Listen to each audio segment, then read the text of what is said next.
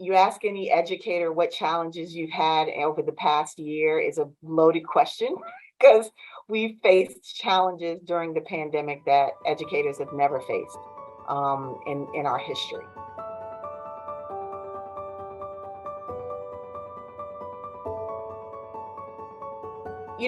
When you really get past the fact that there was a pandemic and there were new challenges that we've never seen before, the old challenges still remain. So one of the biggest areas of challenge for us as a district is closing the achievement gap. What we were finding is, as we were beginning to adjust our mindsets to become more assets-based mindsets, where we could identify the riches, the resources, the great assets that our students are bringing with them that we'd want to build off of, we're realizing also that we need to have more flexibility in our instruction to be able to be responsive to those strengths and responsive to those needs that they have. When you don't have a pathway to meet students' needs effectively, the job doesn't become sustainable. You don't feel like you're doing what you intended to do in the classroom. You're starting to prioritize control and compliance over actually connecting with kids, building relationships, and ensuring that they're mastering content. So at its core, I think nationwide and globally, we need to invest time and energy in rethinking the teaching profession. And the Modern Classrooms approach is one element of that. It's rethinking the way teachers use their time in the classroom so that it's invested in one-on-one and small group instruction. Really connecting with kids, differentiating to students' needs, building those 21st century skills. We've been talking about by name and by need and individual learning plans. That's been in our language, in our vocabulary as educators for my entire 27 years and even before then, that we knew that that's best practice for kids.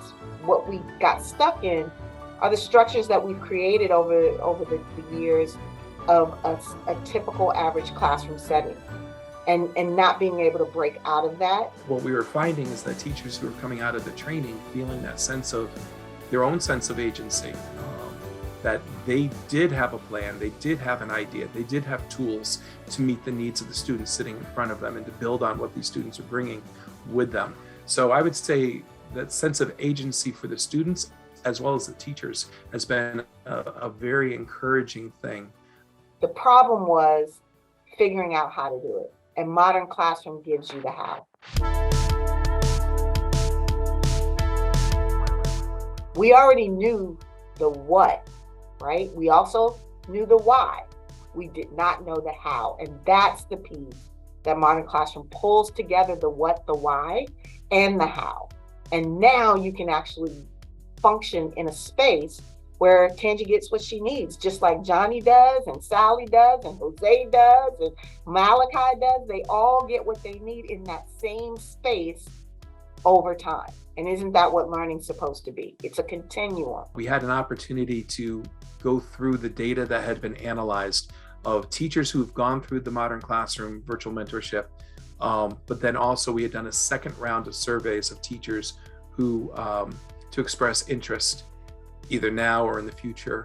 And they were able to take all of that data and present out just some really key findings in terms of who it is that's expressing interest, who's moving on, and what it is that they're seeing in terms of the impact on their students and the impact on their teaching. And it was very moving. I mean, I literally had I had tears in my eyes because I was just so excited, because that's the type of thing that you don't get that very often in teaching. We do a lot of training, we take a lot of things, but to have something that immediately resonates with teachers and they see it as something that's valuable and has an impact and they're able to talk about it, and then for them to turn around and say, thank you. I can't tell you how many times I've had people thank me. Thank you for making sure that we have this opportunity. The moment I saw the data from year one with the teacher who implemented on his own, the data for me always went there. And from that point, I said, all right, let's start planning. How are we going to grow this work across my school? Ultimately, we need to create a world where teachers feel like their jobs are more sustainable. And they're more sustainable when students are at the center of the learning experience, when they're driving the learning experience, and the educator is a facilitator. And that's the most powerful piece of the Modern Classrooms model, is it changes the game for classroom instruction so that students' needs are met and educators' experiences are more positive and more fulfilling. And when you combine those two, you really change the game for classroom instruction.